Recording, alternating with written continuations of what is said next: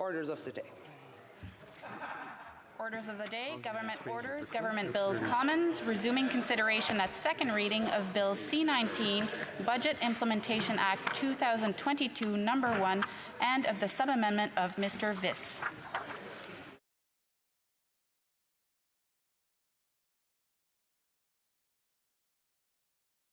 L'honorable député de Mégantic.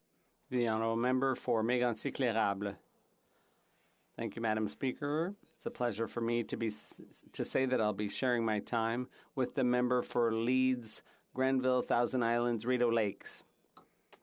Madam Speaker, I rise today to speak to this Budget Implementation Act, which was tabled on April 7th, and the amendment from my colleague was subsequent to that. I'd just like to talk a bit about what happened this week in the House. I often have the opportunity to try to get answers to a number of questions from representatives of the government, including on the Emergency Measures Act and the government's desire to hide information from the public, to keep that information confidential. And I wanted to inquire into the grounds for invoking that act. I also asked the Prime Minister questions about his knowledge of the court system here in Canada, i.e., should we or should we not allow a person to get off scot-free when there's a criminal charge when the act in question happened a long time ago. I also have asked questions about delays currently for various government services, including passports, immigration, EI payments. Madam Speaker, we've asked for details about CRA as well, Madam Speaker. And one thing happens consistently, both with the Prime Minister and the entire cabinet. They have a consistent tendency not to answer questions, legitimate questions that concern all Canadians, questions that each and every one of us here in the House, we all experience this. We get calls from our constituents who are concerned about how long it's taking to get a passport, how long they have to spend waiting on hold to speak to someone from a government department. And unfortunately, there's no answers and, above all, no action from this government to give Canadians a bit of hope when they have problems. And to top it all off, yesterday, the Minister responsible for Service Canada clearly invited Canadians who can't get services from government departments to go through their MP's office. Madam Speaker, that's taking a problem from one place and putting it somewhere else and hoping that the additional delay that will result from that will cause Canadians to be even more patient while they await an answer. It's totally unacceptable. And I hope that my message will be heard by the minister and by the government. Canadians are sick and tired of waiting for answers. They're sick and tired of waiting for services. This government just can't make decisions, let alone the right decisions.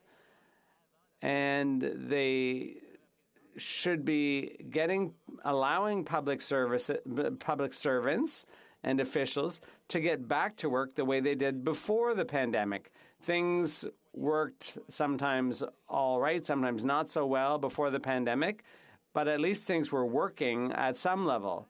So I truly hope that my message will be heard and that this government that claims to be reviewing public health orders, that they claim they're studying the recommendations and revising all the public health advice. Well, hopefully they're going to show up one day with a specific plan to get back to normal and to live with COVID.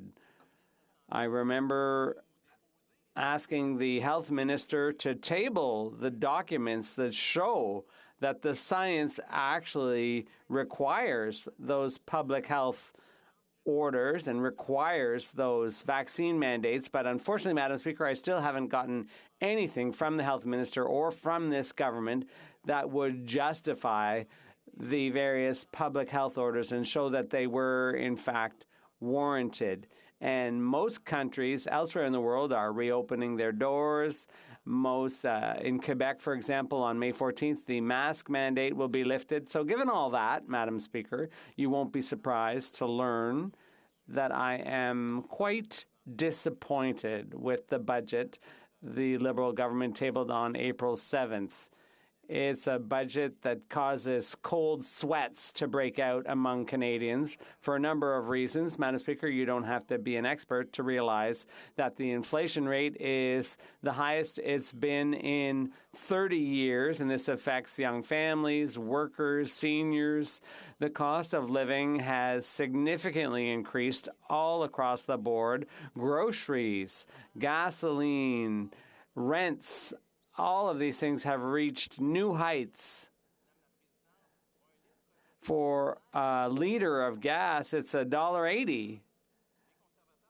And the Conservatives had asked for just a small gesture to leave a little bit more money, put a little bit more money back in Canadians' pockets, and that gesture would have been to waive the GST on gas. But unfortunately, the NDP Liberal government said no to that. They rejected that idea, which would have put a little bit more money back in the pockets of Canadian and Quebec families. And that's unfortunate, given the rising inflation rates and the rising interest rates.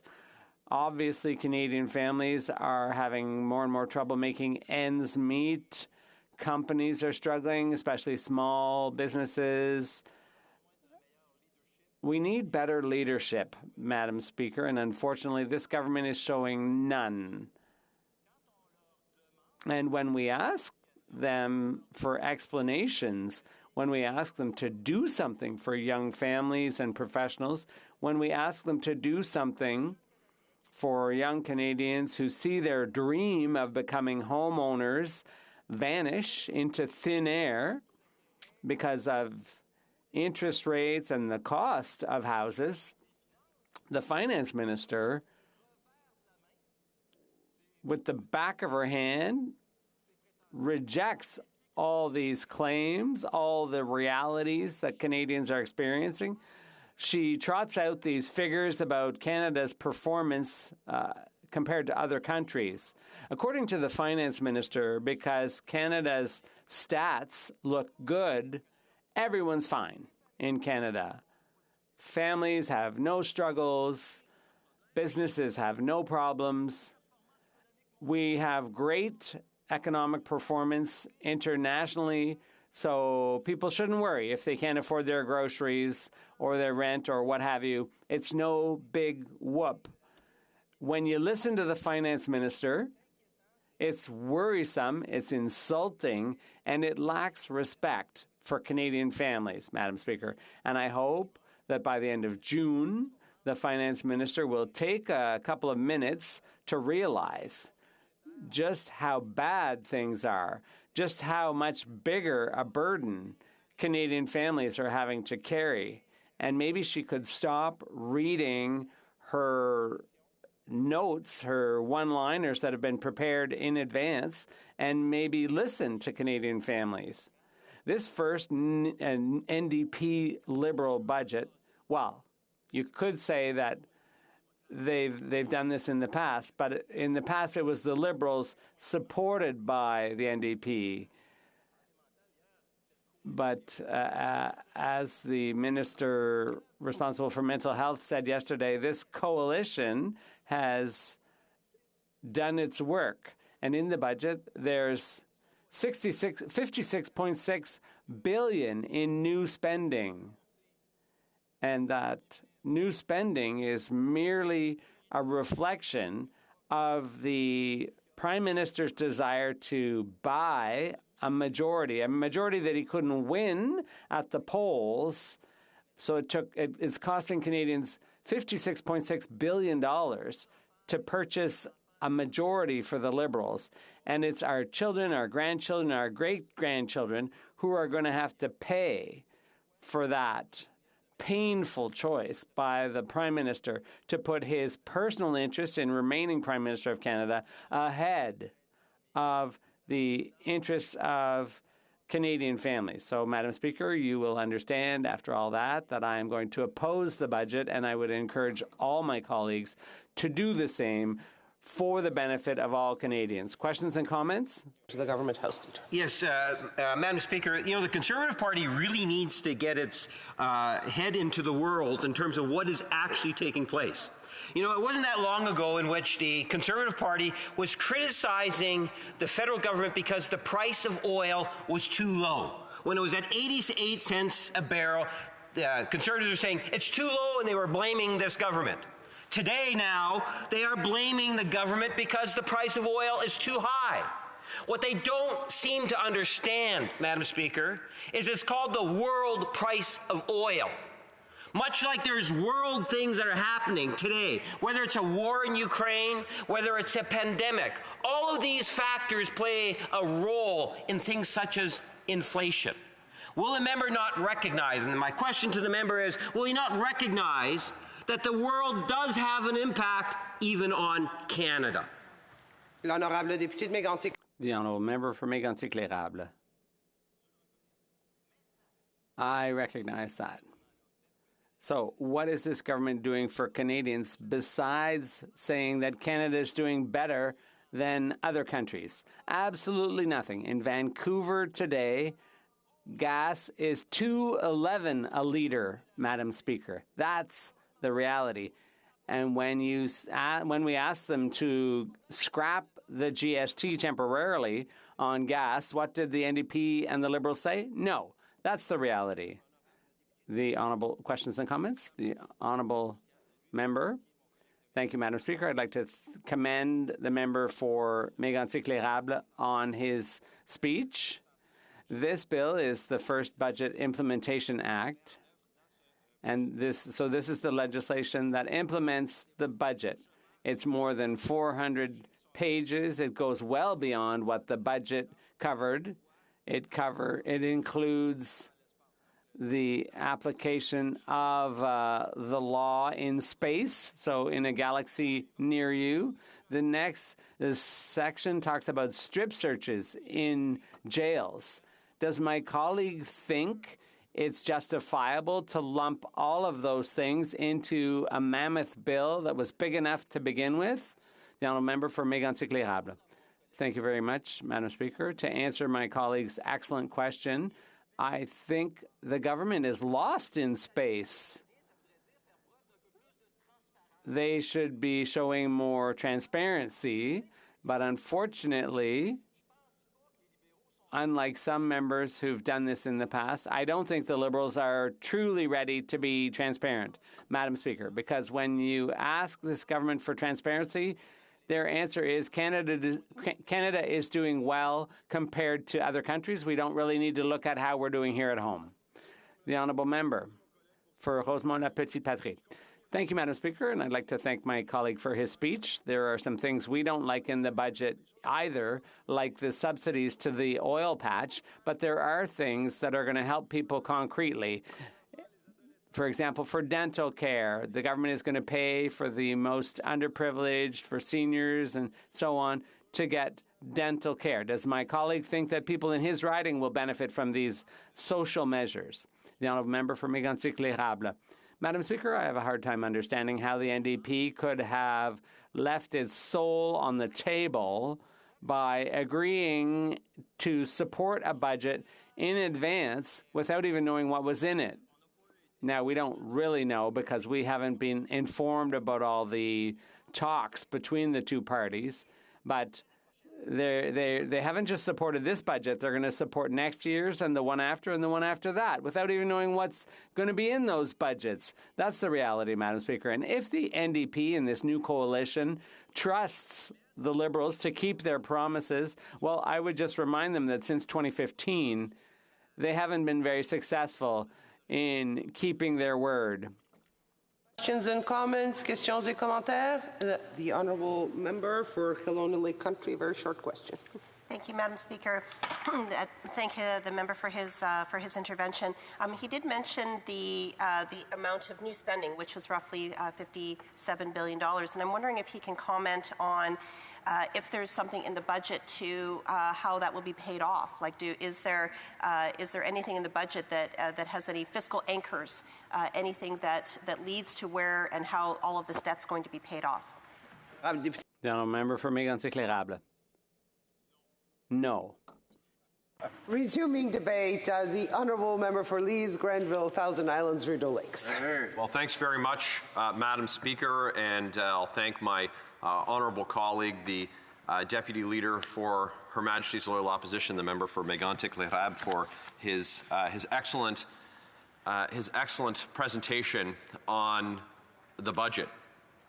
It's a big document. It's got a very nice cover, and it spends an awful lot of money. And this year, Canadians are going to have an incredibly tough time getting by.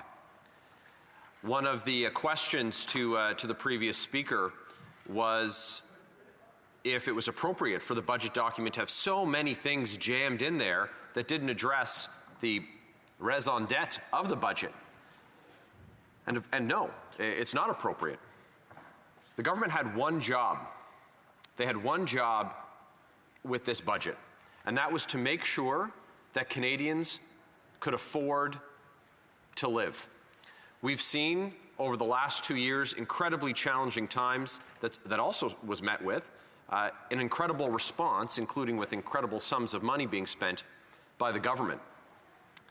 But with $57 billion in new spending at a time when the economy doesn't need more stimulus, but Canadians need a break, we're not seeing that. Canadians were looking for ways that the government was going to make their life more affordable. We have the highest inflation that we've seen in more than 3 decades. That inflation climbing over 6.7%. We haven't seen an inflationary hit like that since the introduction of the GST. And what does that look like for families? We hear the government's response to the pleas and the cries and the assertions of the opposition that Canadians need help. And government members will say, well, you know, it's a global phenomenon and our net debt to GDP is pretty good when you compare it to other countries. That does nothing to help Canadians who are going to spend, on average, $1,000 more this year to feed their family. That word salad will still leave people with empty bellies. The price of gas in this part of the country, in Eastern Ontario, it's going to climb over $1.90 a litre between today and tomorrow. And it's not a question of if we're going to hit $2 a litre. It's a question of which day we're going to hit $2 a litre. So what does that look like for someone who has to drive to work? What does that look like for someone who's depends on their vehicle for so many things, especially in parts of rural Canada? In rural Eastern Ontario, in my community, in Leeds, Grenville, Thousand Islands, and Rideau Lakes, where you have to drive to get to a doctor's appointment, to get to work, to take your kids to school or a recreational activity, to say nothing about social visits. It means that they can't afford it. And living in one of the world's coldest climates, the price of home heating is going up as well. So what's in this document, Madam Speaker? What's in the budget? Is there a GST holiday for Canadians to help them when more than half of Canadians, nearly 2/3 of Canadians, are within $200 of insolvency, not being able to pay their bills, which would jeopardize the ability for them to keep a roof over their head, to feed their families and themselves? Nope, it's not in there. And with energy prices soaring and hitting the average Canadian especially hard, is there a break on the carbon tax increase that does nothing to stop their necessity of driving It's not correcting a bad behavior. Good people doing good things. No, there's no break on that carbon tax increase in there for them.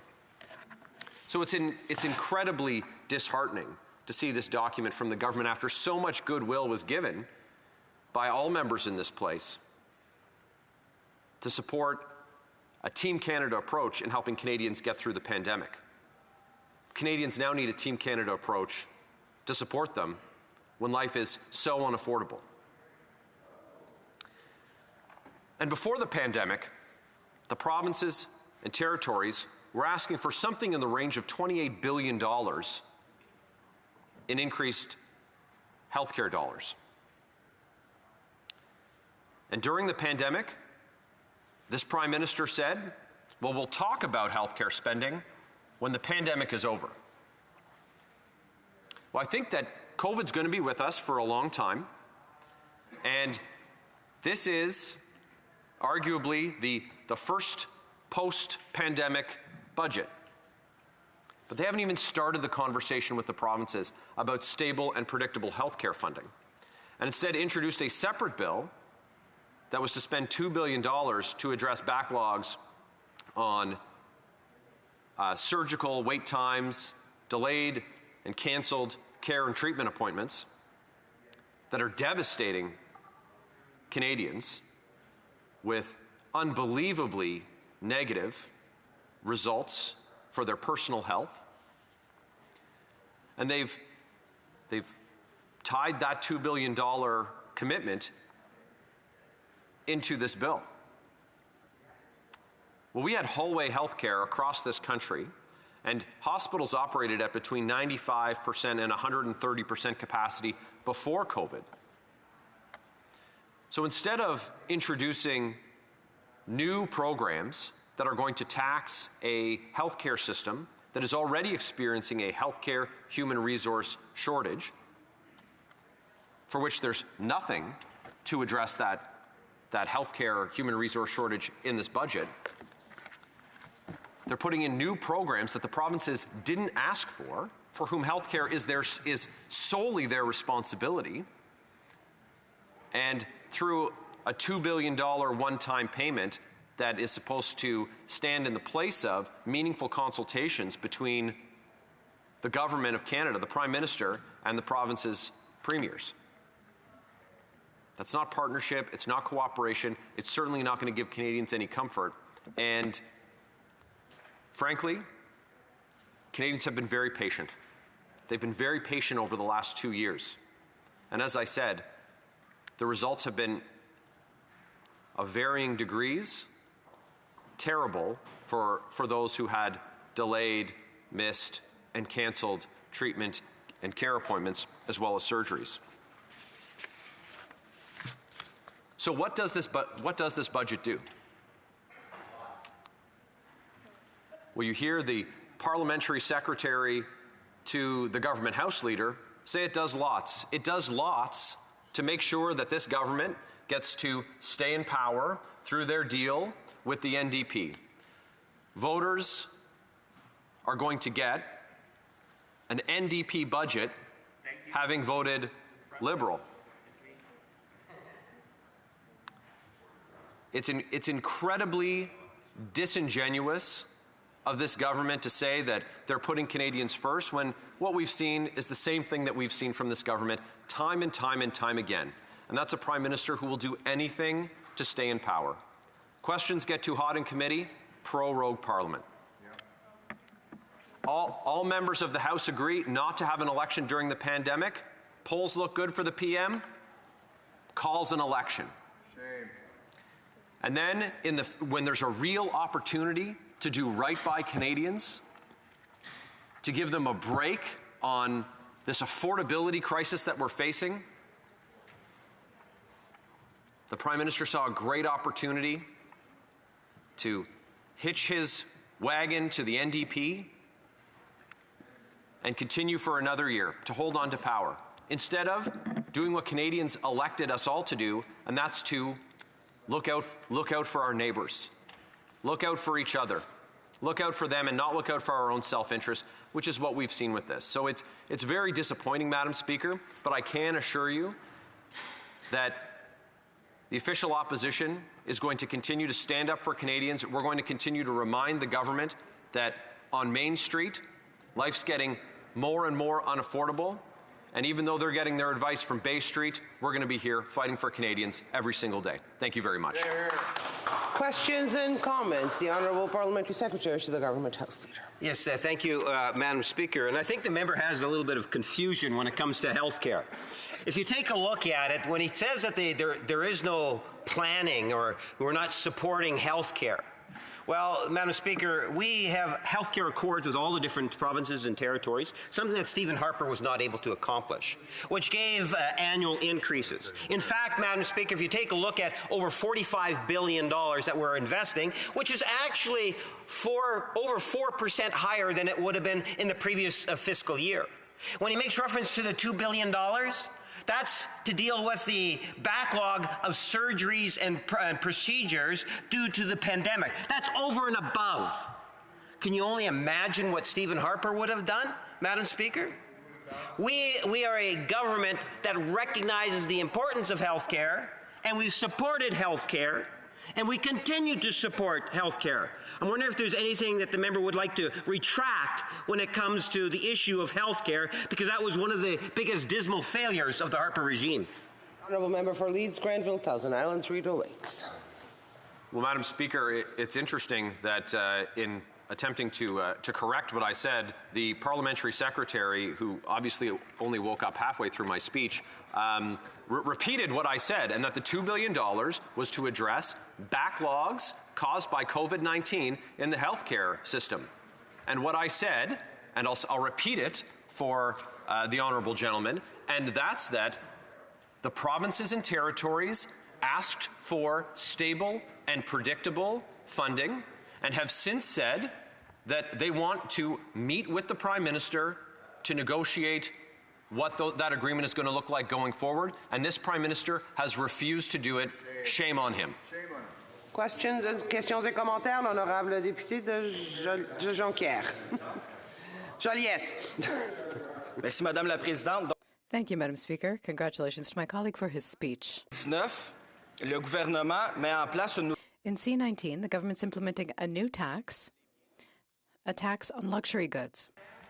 So please stop the conversations while the Honourable Member for Joliette is asking a question. L'honorable député. The Honourable Member. Madame la Présidente, de toute évidence... Thank you, Madam Chair. Obviously, the member for Winnipeg North is on fire today, as is often the case. In C19, there's a tax on luxury goods, luxury cars, luxury boats, and aircraft.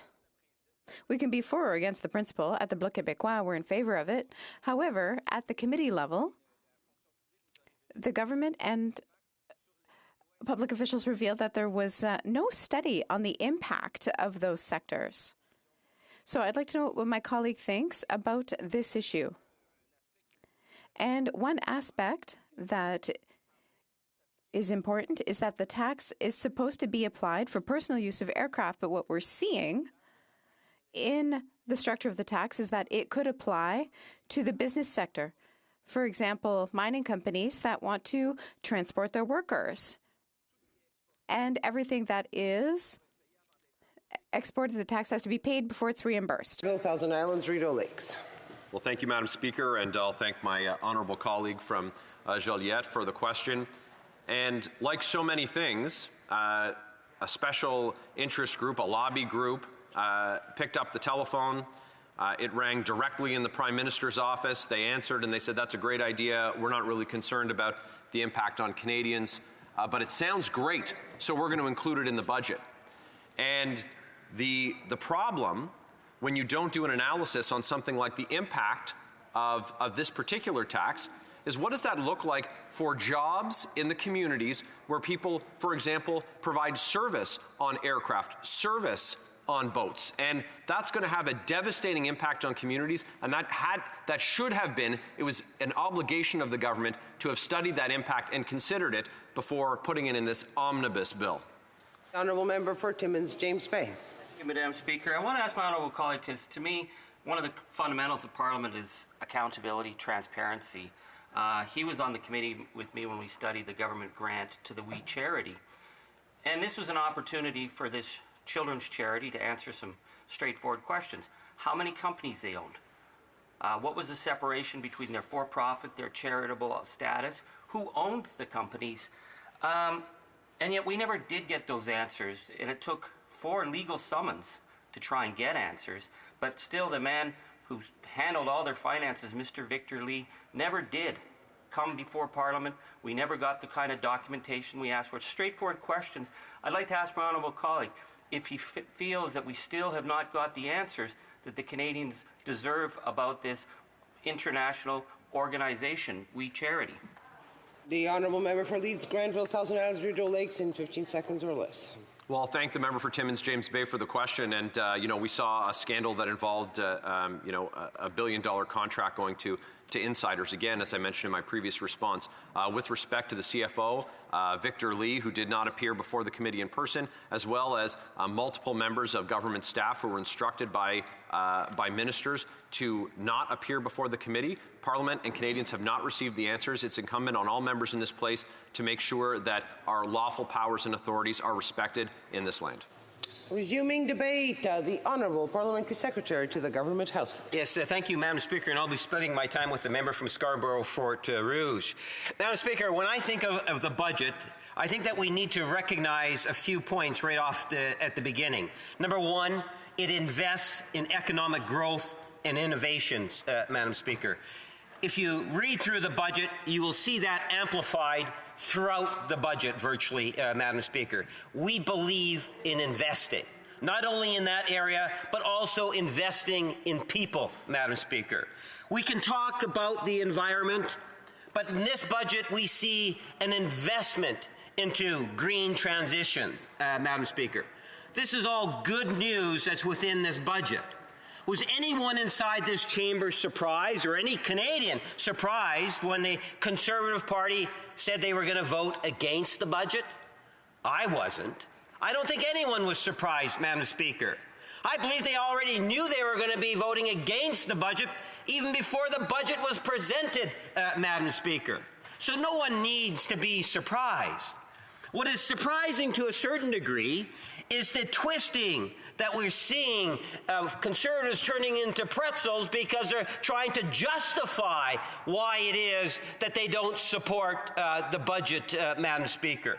We see that in some of the procedural games that they're playing. You know, yesterday, for example, they brought in a concurrence motion in order to prevent members from being able to debate the matter, Madam Speaker. We see members talk about the budget not necessarily recognizing the reality. Like the member that spoke earlier talking about, well, the price of oil, and somehow it's the government of Canada's responsibility for the world price of oil. When the Conservatives criticized us when the price of oil was too low, and now they're criticizing us because the price of oil is too high, Madam Speaker. The Conservative Party does not have its mind in reality. The truth of the matter is, Madam Speaker, is that Canada, like every other country around the world, was inflicted with the worldwide pandemic.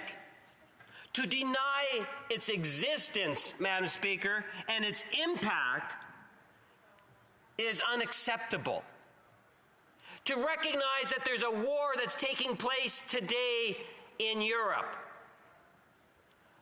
The war that was put into place as a direct result of one person, President Putin, and the impact that it is having in Ukraine.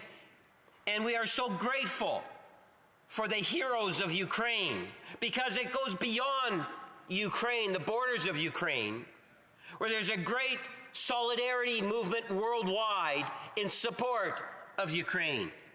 But to not recognize that is something that's having an impact worldwide in terms of issues such as inflation. How many times do we hear the Conservative talk about inflation, to try to push the panic button as if Canada's alone. It's Canada's inflation rate, and we're leading the world on inflation. When nothing could be further from the truth, Madam Speaker.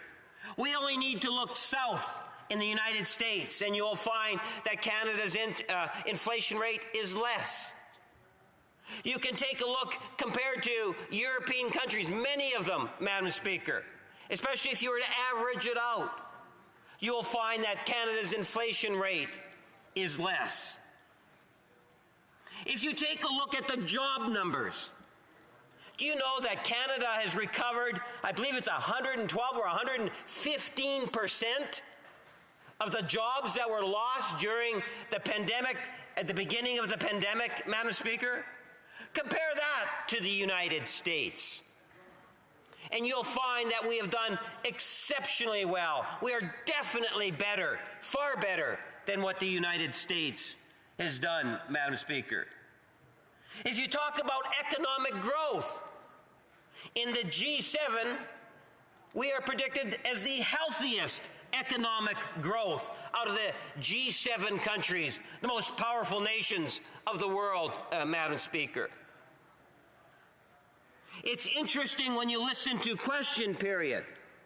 You get these out-of-reality questions when it comes to the economy, but they avoid talking about the budget, and I suspect with good reasons, because it's fairly well received by Canadians. Because Canadians know that they have a government that truly cares, a government that is progressively moving forward, supporting Canadians. We love the fact that for the first time ever, we have a national child care program, Madam Speaker.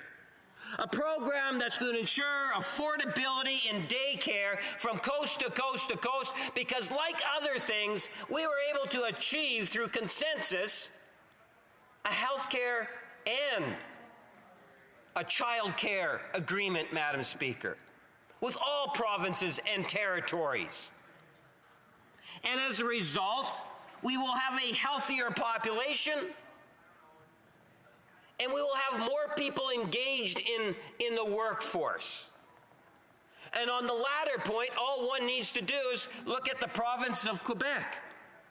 The province of Quebec has demonstrated very clearly to the rest of Canada that making childcare affordable enables more to get engaged into the workforce, Madam Speaker, not to mention the quality of life for all.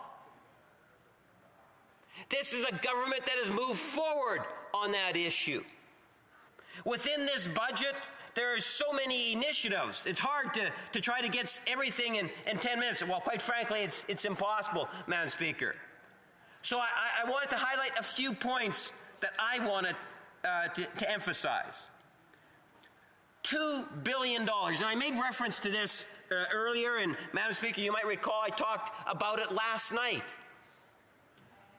Not only does Canada provide historical amounts of health care transfers to the provinces, like we're talking over $45 billion.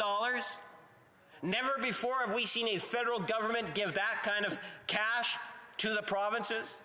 But within this budget, we're giving an additional $2 billion top off.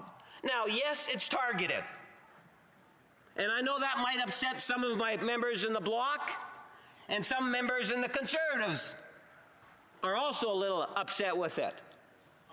But I can tell you, Madam Speaker, my friends in the New Democrats, I hope, are not upset with it, because what it does is it provides additional dollars, hundreds and hundreds and hundreds of millions of dollars to our healthcare system to ensure that we can deal with some of those surgery and healthcare issues that came up, such as backlogs, Madam Speaker. Not all marriages are happy marriages. You know, the pain that's involved in a hips that need to be replaced, the individuals that had cancer detection and have not had the types of surgeries that are necessary quite often. These are the types of supports that we are providing through the $2 billion transfer because of the pandemic. That's over and above the health transfer agreements that we achieved with the provinces and territories. Now, the critics will say, well, the provinces and territories, they want more money. I've been a parliamentarian for 30 years. Every year, the provinces and territories ask for more money. Why wouldn't they, Madam Speaker? That's not the only thing they ask for.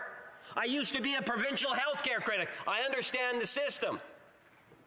The greatest threat to health care today is dealing, and number one is, yes, providing the funds, but is dealing with the need for managing the changes that are necessary. That means investing in looking at, for example, expansion in mental health. It means looking at long-term care. How can we ensure that seniors are spending more time in their homes, Madam Speaker? You know, we have a wonderful initiative in this budget.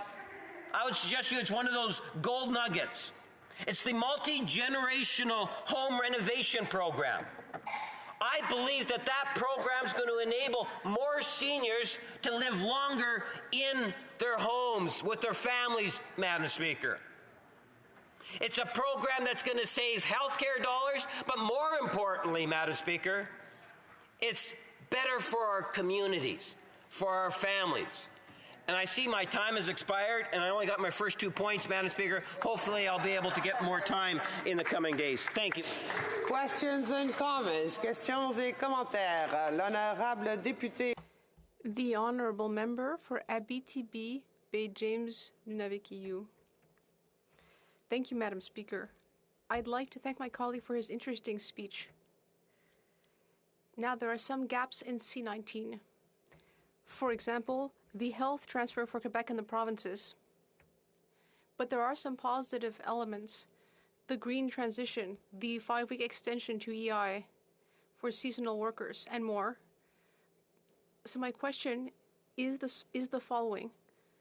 What can this government do to meet Quebec and the province's demands, particularly in health, and to respect their jurisdiction? Jerry.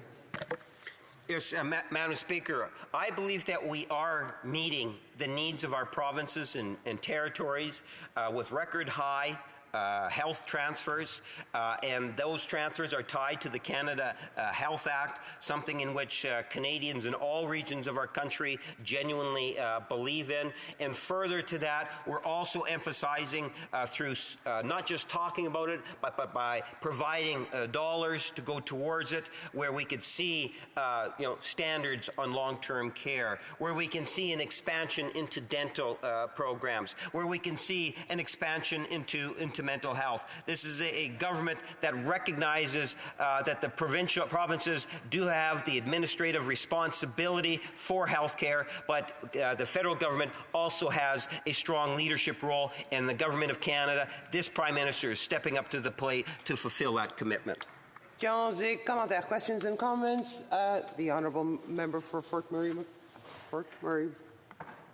Thank you, Madam Speaker. In listening to the debate from the member opposite, I didn't hear a lot of clarity when it comes to actually understanding that some of these issues clearly are provincial jurisdiction, and supporting the provinces and working in partnership with, in consultation with the provinces. There was a lot of word salad in that last answer, and not a lot of concrete understanding that it's not just a responsibility of the province, it's a constitutional responsibility of the province. So I'm just wondering if he actually understands what provincial jurisdiction means. Thanks, Madam Speaker. Honourable member, the Honourable Parliamentary Secretary. Well, Madam Speaker, I was a member of Manitoba Legislature for almost 20 years. I understand the differences between federal and provincial responsibilities, but I also understand what my constituents want. What my constituents want is for Ottawa to continue to play a leadership role, and to try to say that Ottawa, for example, has no role in health care, it would be absolutely and totally wrong, and I dearly hope that my Conservative friends will come to that understanding. It's in the long-term best interest of all Canadians that the official opposition recognize just just to the degree in which Canadians love and appreciate their healthcare system. The Conservatives should not be dishing it, Madam Speaker. They should be supporting it.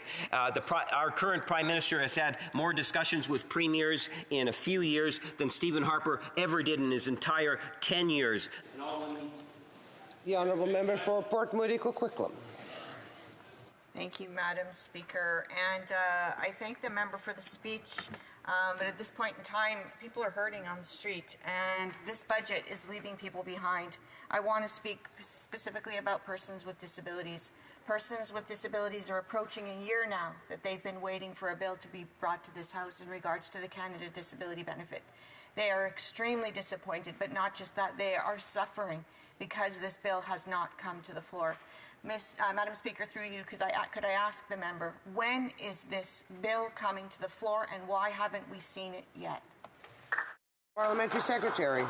Yes, thank you, Madam Speaker. One of the initiatives that the Prime Minister had indicated to Cabinet, in fact, all of caucus, is that there's things in which we can improve upon, things that we can learn from the pandemic. And if the member wanted to take the time to read what I thought was just a brilliant speech quite a while back from the Minister responsible for disabilities, when she had talked about the need to build that data bank, to start giving more attention to people with disabilities. And I know she's charged with the responsibility of the issue that the member has raised. She takes it very, very seriously, and like her, I await and will be patient, as I know that the minister and this government takes the issue very seriously, and hope to see some action on that front. Thank you, Madam Speaker.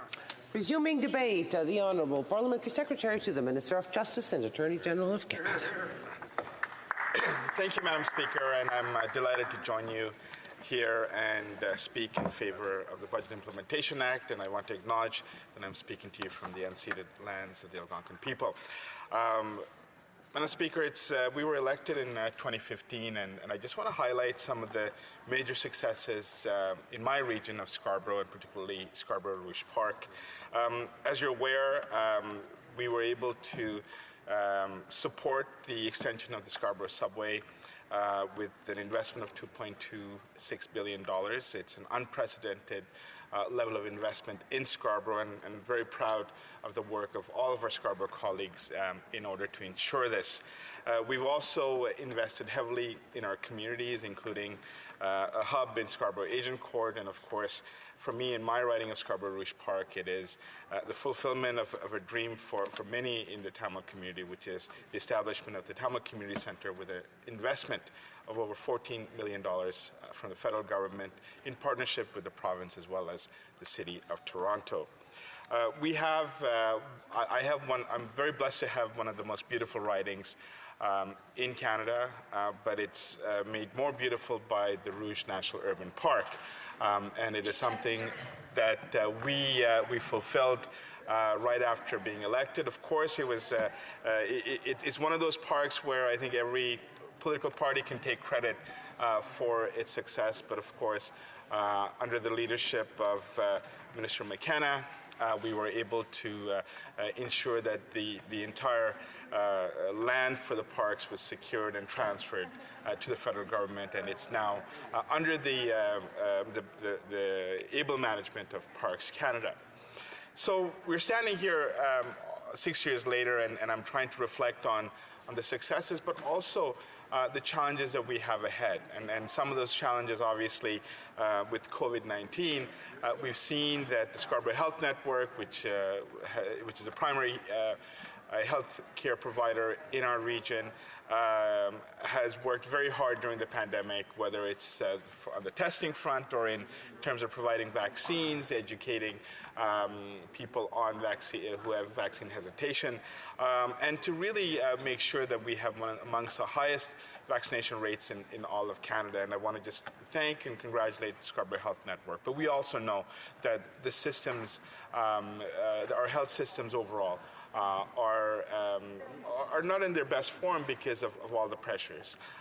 And I want to just assure the folks from the Scarborough Health Network that this budget and the Budget Implementation Act does support the health network. We have $2 billion set aside to ensure that we catch up on the surgeries and the appointments that were missed during the pandemic, and the budget has a robust measures to support our health network across Scarborough, but also across Canada. But of course, one of the major challenges we had during the pandemic was in long-term care homes. In one of my long-term care homes, we lost over 53 people, and that was, and I spoke about this a number of times before, it was obviously a heart-wrenching realization of the failures of long-term care and the need for all of us, of all levels of government, despite the fact it's a provincial responsibility, there is a federal component to it to ensure that we have national standards for long-term care, and this Budget Implementation Act definitely does support the need for this type of national standards, and I'm very proud that we're able to do that. Madam Speaker, we've had, Scarborough is one of the most diverse areas of the country, and I want to talk about something that is, near and dear to my heart, and that is really about safe and inclusive communities. You may recall late last year, University of Toronto Scarborough campus, under the leadership of Professor Wisdom Teddy, instituted the Scarborough Charter, which essentially brings together academics, students, and really post-secondary institutions to ensure that academia reflects the Black communities in Canada, and this Scarborough Charter really is a very important framework. And we have in so many different parts of Scarborough a very concerted effort to address the issues of systemic racism. And I'm so proud that this budget expands on the National Anti-Racism Strategy that I was part of developing in 2019 to invest $85 million towards the new anti-racism strategy and a national action plan on combating hate. We know the impacts of racism in my community. My community comprises of one of the largest communities of African Caribbean descent in Canada. I have the largest Tamil population. I have the largest Guyanese population. I have a very strong and vibrant and diverse Muslim population. And I can go on and on. But the reality is that folks in my riding may not have the same opportunities as others, whether it's in employment, whether it's in housing, whether it's in essential services. So I'm very proud that we are investing on ensuring that we achieve race equity, but at the same time, we're making sure that we're combating the hate, and we saw that last year in London, Ontario. We see it periodically across mosques and synagogues and even Hindu temples across Canada. And we know that